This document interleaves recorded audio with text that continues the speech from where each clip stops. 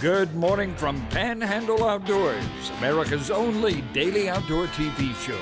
Your source for fishing, hunting, and information for folks who enjoy the great outdoors. Now sit back, relax. It's Panhandle Outdoors. Good morning, folks. Welcome to Panhandle Outdoors. I'm Winston Chester. I'm glad you're here this Friday morning, wrapping up a great week here on the show. No telling what we're going to have next week, but it's going to be some good stuff we're going to bring you.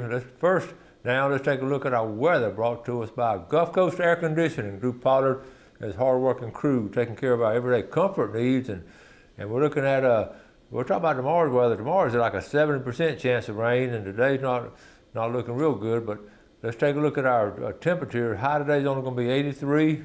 That's a pretty low high for the first week of September, and low's going to be all the way down to 74, about 9 degrees there. Water temperature at the end of the pier is we're looking right at 87 degrees even. So it's still warm with the warm water coming in. Our river reading is brought to us by Mountain Dew. Get out and do. The Apalachicola lunchtime this morning is a 5.7. Got a little bit of a drop to it, but it's been pretty steady for a good while now. The Choctaw at Caryville, even 4 foot. And of course, it's pretty good this morning, but it's going to start going up with this rain. So it's going to be a rising river on all little tributaries and all on the Apalachicola. Well, mainly the Choctaw Hatchet. Apalachicola won't be affected that much on the lower end, especially by the rain. Take a look at our tide chart brought to us by Kent Forest Lawn. Good strong tides. We're looking at high tide this morning at 10:21 and a low tonight at 8:01. Let's go and do our fishing game times on Friday. Let's do them in this segment right here brought to us by Blue Water Outriggers, the good folks over there in Port St. Joe. Looking at one time today, 11:12 to 1:12, right smack dab in the middle of the day.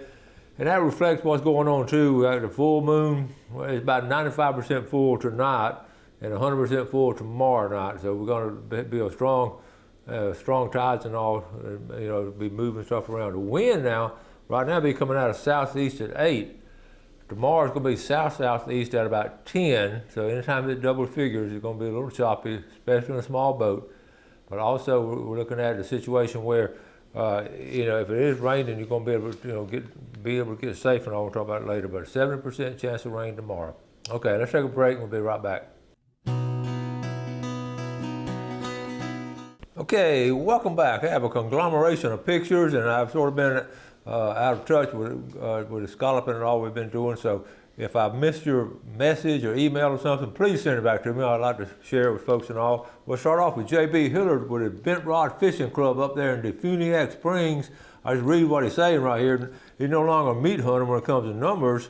He don't like to clean a ton of fish, and it's hard to get brim away if they're not clean. He's been targeting shell crackers the past few trips out of Calford. We talked about that last week, Calford Island. Bringing home what I need. Introduced a new friend last Saturday to that area. Put 20 in the box before the bike quit about 9:30. Surprisingly, boat traffic was light. I only saw a couple of fishing boats, but several families heading up the spring run. But look at these shell cracker right here in the back of the tailgate. Looking good, JB. Okay, this was I was on the back porch of our house looking back towards St. Joe Bay, and I was actually doing I do some little devotional, and I do it on wherever I'm at. I was on the back porch. Man, that was just special to me. I was back there. The house was quiet, and I saw the sun coming up through St. Joe, right across St. Joe Bay. That was special. I want to share that with you. A lot of times we show all these sunsets, but man, the sunrise is spectacular also. All right, Linda Emmett. She had a nice morning on the water, multiple hookups. She never measured. She's been on the show way back when we started. Linda has. I never measured my fish, but I decided to today. She was 42 inches to the tip of her poor mangled tail. I bet she has some stories. You can see. Look at that tail. That tail's been nipped several times. Good job, Linda. This will be Linda Cabot. All right, next weekend. Now this is some good stuff going on here. Friday and Saturday, the Seasons of Hope big benefit tournament. It's going to be at Sunjammers. Register Friday from 3 to 6. We've had Michael on here talking about it. I just want to encourage you to participate. You see all the different recipients of the money that's going to be raised. and the heaviest trout, first, second, third. And there's Michael Harris's number. Maybe you just call him, see if there's anything you can do to help out. 850-630-8187. And just a good situation there, doing good stuff. Outdoors, benefited by Seasons of Hope. Okay. Kenny Zedek, we've been talking about this snook. Kenny, the Zedek family, one of the original families in the old family out of St. Andrew. I don't know if any of them still live in St. Andrew or not, but Kenny played ball for us, and he's back in town. He lives back here now. But called this snook. Look at there. He released it, and then somebody asked him, well, Mike Price, a friend of mine, you call snook here? I never have. And Kenny said, yep. Didn't think I'd catch one here, but there've been a lot up north this year, a bunch in Suwannee River, probably the right winter. Now, remember last week, we talked about the snook going up the Suwannee River, and remember I showed you that snook caught there in South Georgia, and Kenny fishes a lot, and the word has been, everybody talked about how many snook have come north, the northern part of the state. We don't know the reason, but it's been interesting seeing the various catches of them, South Georgia and up here in this area. A lot of times they catch them off the intercoastal, but they'll just get up in those rivers, and I'd really like to find out if they tag any of them and see where they go and all, but I just wanted to share that with you. All right, a couple more here. How about gator hunting? Kobe Sims. My good friend Walker Morris did an outstanding job assisting me in the capture of this gator.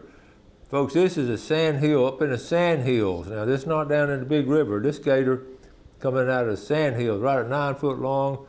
And there's a picture of the boys there. And look at those teeth. Ooh, good job, Kobe Sims. All right, listen, David Kelly put this on the Panama City hunting page. Again, speaking of the sand hills, the bear. We hadn't seen a lot of bear up in the sand hills area, but you know how they move around. And there's some bear up there and gators in the sand hills. Talking about a cool picture of David Hawkins. Enjoy the wildlife. Even the wildlife enjoy rainbows. And so this is from his game camera now. Is that not cool? Got the rainbow back there. I don't know if you can see the rainbow back there. And got the feeder going off. I'd encourage you to get an outdoor camera and all if you can. Terry down at Blue Water. This is interesting. I try to fish on low tide days because, you know, a lot of times we sort of don't talk a lot about low tide fishing. And the reason he does it so I don't get pushed around in my kayak with the wind and all. These fish were caught Wednesday in St. Joe Bay on what most people consider a bad tide. And that's what I'm talking about. He went out on a bad tide and took 2.5 hours, had a fun day, and brought back dinner. And that's all you need for you and the wife cooking right there. So, all right, so let's, and it's interesting when we talk about different things going on with the tide and how it affects it, and it does, of course. And a lot of times we say that dead time where it's not moving, all people just, you just got to sort of experiment around to find out what's going on, but what's good for you. But some people go against the grain like Terry did and caught some fish. So it can be done. You just got to get out there and do it. Let's take a quick break. Be right back.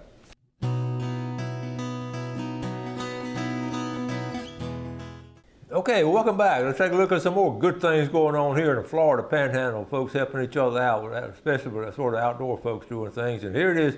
This is a fish fry and barbecue plate sale.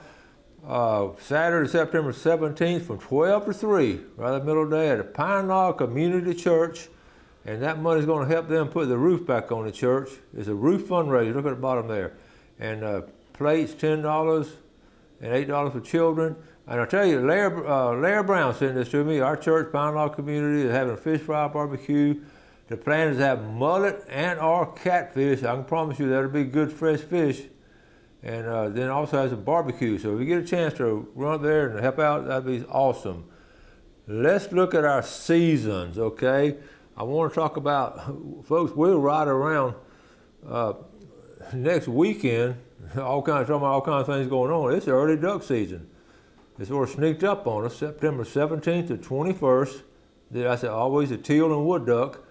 It's going to be warm. And then the next week, September or 5 days after that, it'll be teal only. So that's the early season. And also, how about dove season? Dove right here. That's 2 weeks away.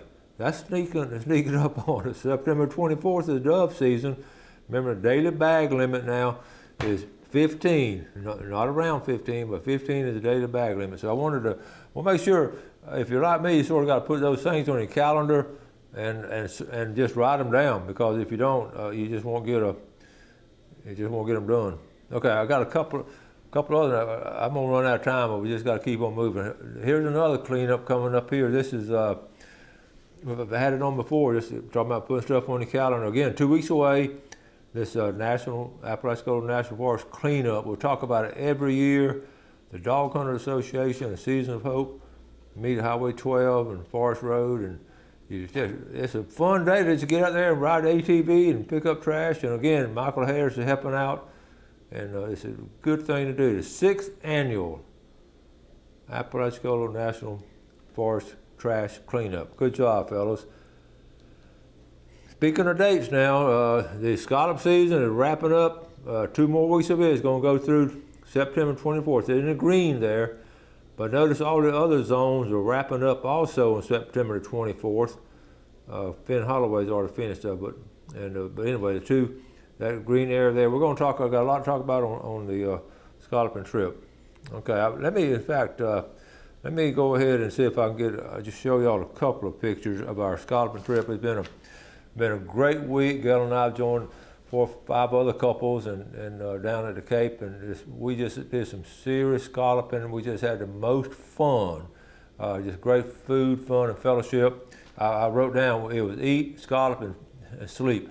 It was like that for 3 or 4 days of just spending good quality time. So I've got all kind of pictures. I just picked out a couple, and I'll talk more about it next week. I didn't take my camera because I just didn't want to. I just wanted to, but I did take some shots with my phone. So here we go.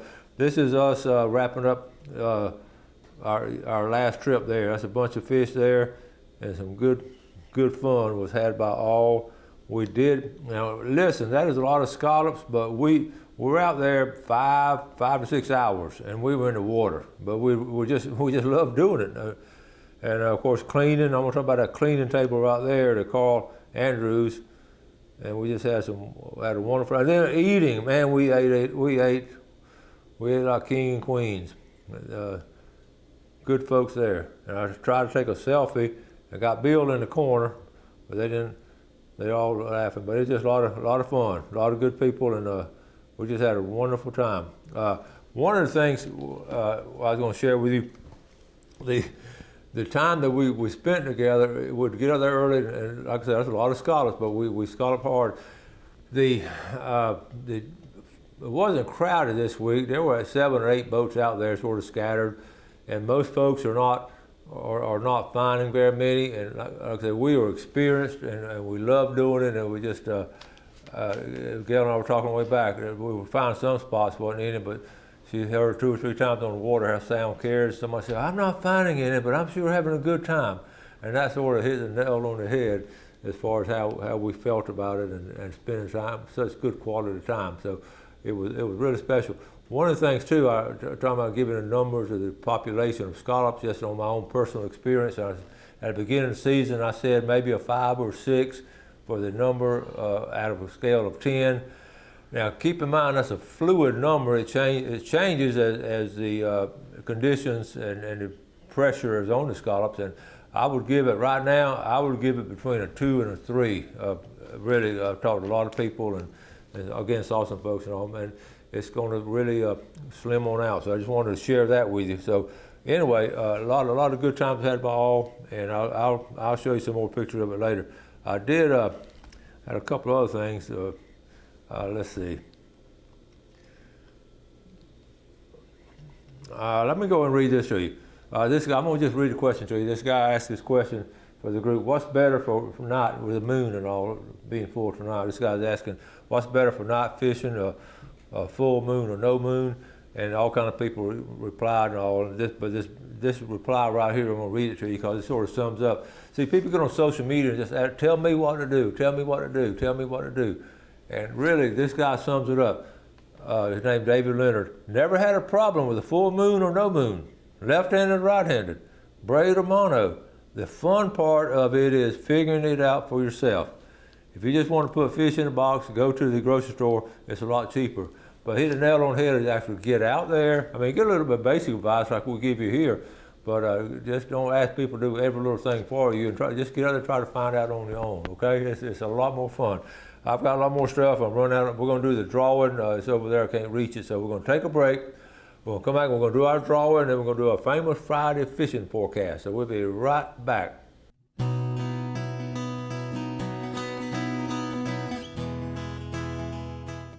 Okay, welcome back. First of all, let's do a drawing here for Tarpanock Seafood, a $20 gift certificate, and the winner is going to be, all right, stuck right there. Let's see, Sharon Thompson from Bayou George, and the winner Big Red Snapper is going to be all the way Ronald Hahn. Okay, Sharon and Ronald, good job there. One thing I mentioned about being on the water, it's a couple of days just flat calm, and you know, you're out there on the water, you come up and just look around, everything's so quiet. Now, one day a boat came up with loud music, sort of. He was about 800 yards away from us, but you could hear the music. Don't do that. Folks, we don't want to hear your music. I don't care if it's country or rock or whatever it is, we don't want to hear it. It's, you know, like these automobiles or big cars and trucks stopping at a red light and the music blaring out. On the water, it just carries over there. So I was thinking about, you know, we've clamped down on that law about the music in automobiles and trucks. So we might need to do that same rule on the boats out there, because the music just travels across there. It's so peaceful and quiet. I come up, meow, meow, meow, meow.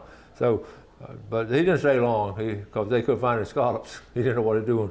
All right, let's get to the fishing report. I'm gonna mention Calford Island again. I mentioned it last week. The shell cracker bite just been really strong there, and it's okay.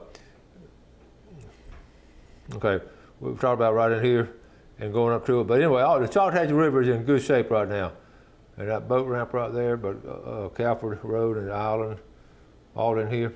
Good place to go. So I did want to mention that. Now, on my notes I wrote down, I did bring my notes this week. Last week I forgot them, but I had a smaller piece. One thing that really came in this week, and I don't know if a little bit early, the Spanish mackerel. A couple boats just jumped into some big Spanish and limited out on them. So I don't know if it's a little early for the fall run, but they may still be some just hanging out there and all. But Spanish mackerel, someone caught this past week. Again, every Friday, talk about the bull reds. You saw Linda Cabot with those big bull reds, and I saw several other pictures of people at the Chattahoochee Bridge, the Tender Bridge, and the Hathaway Bridge. So, and of course, over there by Apalachicola too. But they fish more of them for the bull reds this way. I think toward Apalachicola, they want to eat what they catch for most part. Also, schools of red. We were Greg Brudnicki was snorkeling. He jumped up and he was underwater. And a big school of reds he saw coming through St. Joe Bay. Really nice reds, big ones too. And so St. Joe Bay is holding reds really good, and so is the Chattahoochee Bay is holding reds strong. And of course here, almost daily, the captains every day are catching reds. So the big ones they're releasing. Also wrote down the trout. Trout is following the bait now. This is late summer, and that bait fish is moving around. Those trout are just following them. And if you can find some bait pods, and on these calm days when it's not that windy, you can see these bait pods out there. I can promise you, those trout, when the tide starts moving, they're going to start feeding on those bait pods. And right now, they're moving around. And I don't know, they're putting kind of a transistor or any kind of reception on these bait pods. It'd be cool to see how they zigzag back and forth. You know, like Shark Tracker, you see where they go and all. Be interested to get a bait pod and just see where they go, because the big fish are going to be right behind it. I always thought that'd be cool. Also, two other things I wrote down. Flounder. It's a good time of year to go floundering. It's just really, okay, we'll just turn it off. Good time of year to get ready to go floundering. Make sure your gig's ready. Make sure your lights are ready. And it's a good time. Late summer and this September is really a good time to go, because it's going to close it shortly. Also, I wrote down blue crabs, the Florida blue crab. It's just We saw some on the water, saw quite a few. I didn't mess with them. I was looking for scallops and all, but it was the blue crabs are out. Again, catching them off the bridge. Now, we don't talk about that a lot, but you can get a chicken, we're talking about a chicken neck like the old timers, drop it down, and they'll hold on to it and pull them up and just have a little closing basket. And it's just a lot of times, okay, I got it on there now. Okay. Okay, now the other thing too, the Choctaw River, wrote that down, where the Choctaw River has really been strong. But on the Spanish, it's been interesting. On the Spanish, I thought it's just a little early for it. But if you're going to do that Spanish mackerel tree, we talked about that a lot, and it's going to be a good time to do that. We're going to wrap things up. It's been a good week. I got some good guests coming in next week.